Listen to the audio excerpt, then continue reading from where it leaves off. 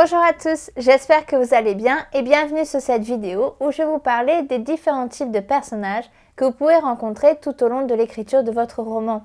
Ces personnages sont le protagoniste, l'antagoniste, l'adjuvant et les personnages secondaires. Tout d'abord, le protagoniste. Le protagoniste, c'est votre personnage principal. C'est celui qui va être le plus mis en avant. C'est celui que votre lecteur va voir le plus souvent. Il faut faire un bon protagoniste car en effet, si le lecteur ne s'identifie pas ou alors il n'aime pas votre protagoniste et qu'il le voit 80% de votre histoire, il y a de fortes chances qu'il ferme le bouquin et qu'il ne finisse pas sa lecture. Même si protagoniste veut dire personnage principal, ça ne veut pas forcément dire héros. Vous pouvez donner le rôle du personnage principal à votre méchant, c'est tout à fait possible, ou à quelqu'un d'un peu plus normal qui ne fait pas forcément des exploits tous les 4 matins. En général, votre personnage principal évolue. Il a un arc narratif dynamique. En fait, ça veut dire qu'au début de l'histoire, il va être de telle façon et qu'il va y avoir une transformation et qu'à la fin de votre roman, il va être complètement changé. Essayez de penser à Frodon Sake dans Le Seigneur des Anneaux. En fait, au début de l'histoire, c'est un hobbit plutôt ordinaire, naïf, qui n'a aucune expérience du monde extérieur. Et à la fin de l'histoire, il a totalement changé parce que les obstacles qu'il a rencontrés l'ont fait évoluer de façon émotionnelle et physique. Pour créer un bon protagoniste, on va vouloir des faiblesses. En effet, on ne veut pas d'un personnage principal invincible ou d'un héros, si c'est le cas, invincible parce qu'en fait, le lecteur ne va pas s'investir, il ne va pas avoir peur qu'il meure, il ne va pas avoir peur qu'il se blesse, il n'y aura pas de tension narrative. On va lui donner aussi un but clair et précis qu'on va essayer de mettre rapidement dans notre histoire. Comme ça, le lecteur sait un peu à quoi s'attendre, de quoi il en retourne. Et on va aussi lui donner des conflits internes et externes. Les conflits internes sont super importants. Vous voulez en fait que votre personnage principal ne fasse pas que réagir aux choses qui lui arrivent. Vous voulez vraiment qu'il pense, qu'il soit réel en fait. Que vous voulez lui donner vie. Et quoi de mieux en fait que d'avoir une personnalité complexe et une psychologie propre pour en fait avoir l'air réel. Vous pouvez aussi lui donner un passé. Alors vous n'êtes pas obligé de communiquer ce passé avec votre lecteur, mais juste de le savoir vous, ça peut vraiment vous aider en fait pour mettre votre personnage en forme et vous pouvez le suggérer dans votre texte. Vous n'êtes pas obligé de faire des flashbacks. Ça, c'est vraiment personnel en fait. Si jamais ça sert à votre intrigue, n'hésitez pas à partager ce passé. Mais si ça ne sert pas à l'intrigue, juste gardez-le en tête et imaginez en fait comment un personnage pourrait réagir avec ce passé-là. On va maintenant parler de l'antagoniste. Et oui, c'est le méchant de votre histoire et c'est à cause de lui en fait que l'histoire démarre. Généralement, votre protagoniste, tout va bien avant que le méchant débarque. Le méchant, en fait, c'est votre obstacle principal. C'est lui qui apporte le conflit et c'est lui, généralement, qui démarre l'histoire. Donc, votre antagoniste est très important. Attention, ça peut être une personne comme ça peut être quelque chose de un peu abstrait. Pour moi, mon premier antagoniste dans mon histoire, en fait, c'est la sécheresse. C'est une catastrophe naturelle qui se passe dans le monde. Donc cet antagoniste-là est complètement abstrait et je montre comment mes personnages réagissent face à cet antagoniste, face à cette chose abstraite qui est une sécheresse. Attention pour votre antagoniste, vous ne voulez pas en fait d'un méchant qui fasse un peu cartoon, un méchant un peu plat en fait, qui a vraiment pas de raison d'être méchant mais qui est juste le mal absolu. Et vous avez tous un peu, je pense, un exemple en tête d'un méchant qui rit d'une façon diabolique, qui est tout habillé en noir, qui est vraiment un peu extrême au niveau du cliché du méchant. Alors ça, on ne veut pas, sauf si vous voulez partir dans cette perspective-là et que vous voulez faire un peu un nanar ou une parodie, ça peut être tout à fait le cas.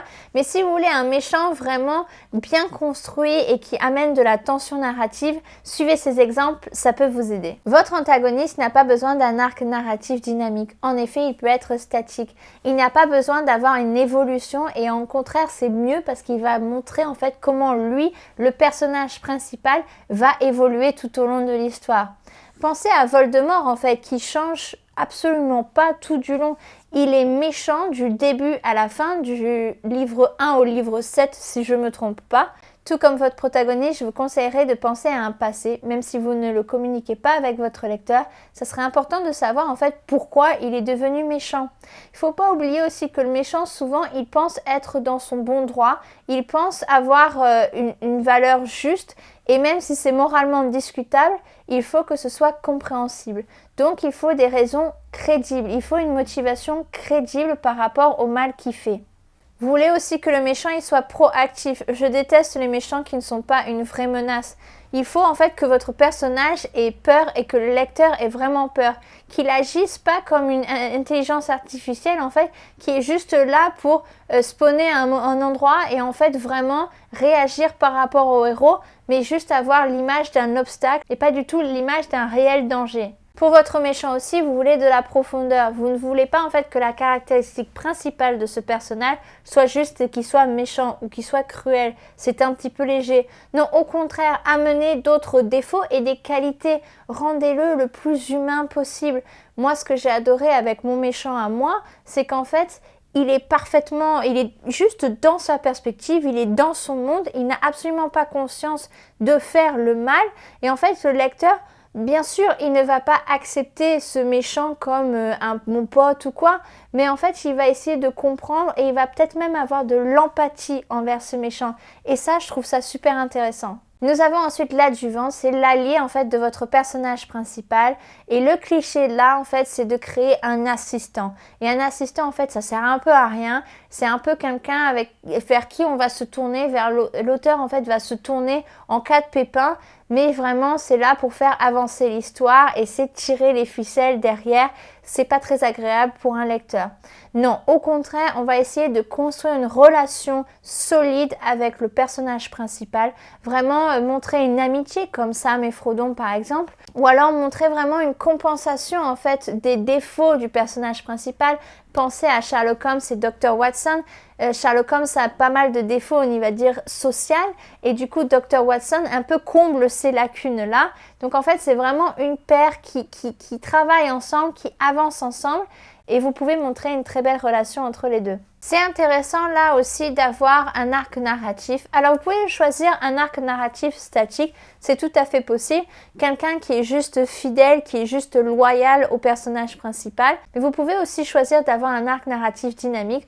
Moi je trouve ça assez intéressant qu'il y ait une petite évolution, même si elle est moindre que chez le personnage principal, mais juste une transformation globale où l'adjuvant en fait ne se perd pas dans l'ombre du personnage principal. Non, lui aussi c'est une personne à part entière, il a des faiblesses, il a une personnalité complexe, il peut avoir un passé et il va peut-être se transformer ou pas, c'est vous qui choisissez. L'avantage en fait de l'arc narratif statique, c'est qu'en fait il va pouvoir vraiment montrer la progression du personnage principal. L'avantage de l'arc narratif qui évolue, ça peut montrer au contraire, ça peut apporter du conflit dans votre histoire. Peut-être que cet adjuvant, il va se retourner contre le personnage principal à un moment donné. Il va y avoir une confiance qui va être brisée ou il va y avoir une dispute. Et ça peut être très intéressant dans une histoire. Dans certaines histoires, l'adjuvant est le narrateur en fait qui raconte d'un point de vue un peu plus reculé, d'un point de vue un peu plus externe l'histoire qui se passe et qui décrit d'une façon ou d'une autre le personnage principal. Et généralement, c'est très intéressant d'avoir la description de votre personnage principal par le biais de son adjuvant. Les personnages secondaires. Alors là, les personnages secondaires, il y a un conseil vraiment très précis par rapport à eux, c'est de ne pas les multiplier, de ne pas en mettre 40 en fait, et surtout de ne pas tous les mettre dès le premier chapitre. Moi, je trouve ça hyper compliqué de retenir. Au bout de 3-4 personnages, généralement, je me perds si c'est dans le premier chapitre. Et faites attention au niveau des prénoms. Faites pas des sons qui sont très proches. Là, je viens de lire un bouquin où il y avait un Lark et un Clark comme personnages secondaires. Alors, c'était terrible, je les confondais à chaque fois. Donc, pour éviter cela, on va leur donner une caractéristique très très précise. En fait, votre personnage secondaire, il n'est pas là pendant longtemps. Il faut penser qu'il apparaît en un éclair dans votre histoire. Donc en fait, pour que le lecteur s'en rappelle comme ça, il faut qu'il soit marquant. Dans le même livre que j'ai lu, il y a un personnage secondaire qui m'a vraiment marqué. Il n'apparaît que pendant 5 lignes et vraiment sa description est juste géniale. Donc il faut vous imaginer un bateau, il y a une petite fille qui vient d'avoir un choc émotionnel. Elle est vraiment un peu prostrée, elle est vraiment timide, elle parle à personne. Et il y a des marins tout autour d'elle. Et un de ces marins, il s'approche d'elle, il est tout silencieux, il est très moche, il est décrit comme étant très moche. Et en fait, c'est ses ongles de pied qui sont décrits parce qu'il est pieds nus. Et ils sont décrits d'une façon qui sont assez horribles. Mais en fait, le marin lui donne un objet qu'il a façonné à la main. Et c'est un dauphin en bois très très beau, donc il donne, c'est un jouet qu'il lui donne. Et il est décrit en fait que le marin retourne à son poste de travail et qu'il jette des petits coups d'œil pour voir si la petite fille réagit. C'est super mignon. C'est peut-être un peu cliché de faire la grosse brute qui est aimante des enfants, mais franchement, ça a vachement bien marché. Et comme c'était pas vraiment accentué ce côté grosse brute, c'était juste dit avec un bon équilibre, ben, ça a marché totalement. L'image est restée là. Quelques autres conseils par rapport aux personnages secondaires, c'est qu'en fait leur présence doit être équilibrée dans votre roman. Vous ne voulez pas qu'ils fassent de l'ombre à votre personnage principal. Vous voulez que leur apparition soit ponctuelle, qu'elle enrichisse votre récit, qu'elle rende l'histoire plus vraie, mais vous voulez absolument pas qu'un personnage soit tellement marquant qu'il fasse de l'ombre à votre personnage principal. Vous voulez aussi donner une fonction claire à chacun. Chaque personnage secondaire est là pour une raison, soit montrer le chemin au personnage principal, soit lui donner un objet qui va l'aider dans son aventure. Définissez précisément pourquoi ce personnage secondaire est présent dans cette scène-là et vraiment cantonnez-vous à ça pour le moment. Développez-le un petit peu si vraiment il est important dans votre intrigue, mais sinon gardez-le comme ça et ne développez pas à fond parce que sinon le lecteur peut se perdre parmi tous les personnages. Si les personnages secondaires, les personnages principaux ou le personnage principal sont sur un pied d'égalité. Voici rapidement en fait quelques points sur tous les types de personnages et ce que vous voulez faire dans votre manuscrit, c'est d'étoffer les relations en fait entre l'adjuvant, l'antagoniste, le protagoniste. Ce sont des personnes qui ne sont pas isolées dans leur monde. Rappelez-vous qu'en fait c'est comme nous dans une société, on se rencontre, il y a des échanges, il y a de la communication, il y a des conflits, il y a des frictions. Rappelez-vous de ça, ce n'est pas seulement des pions qu'on déplace sur un échiquier, c'est vraiment des gens qui avancent main dans la main. Développer vos relations, ça va être aussi très important pour montrer la personnalité, montrer les défauts, montrer les qualités. Et justement, quand vous allez présenter ces personnages, pensez en fait à un moment donné qui est représentatif de leur personnalité. Imaginez un chapitre 1 où vous voulez présenter votre protagoniste et vous allez le présenter en train de se réveiller. Qu'est-ce que ça veut dire par rapport à sa personnalité? Pas grand-chose. Qu'est-ce que ça veut dire par rapport à son but? Pas grand-chose. Par contre, si vous le présentez en train de se battre, par exemple sur un champ de bataille en tant que général, là, on va beaucoup plus avoir de contexte, on va être dans l'action et ça va montrer un pan de sa personnalité et ça va être beaucoup plus intéressant. Voilà, j'espère que cette vidéo vous aura plu. N'hésitez pas à dire en commentaire quel type de personnage vous préférez écrire. Puis moi, je vous dis à la prochaine. Au revoir.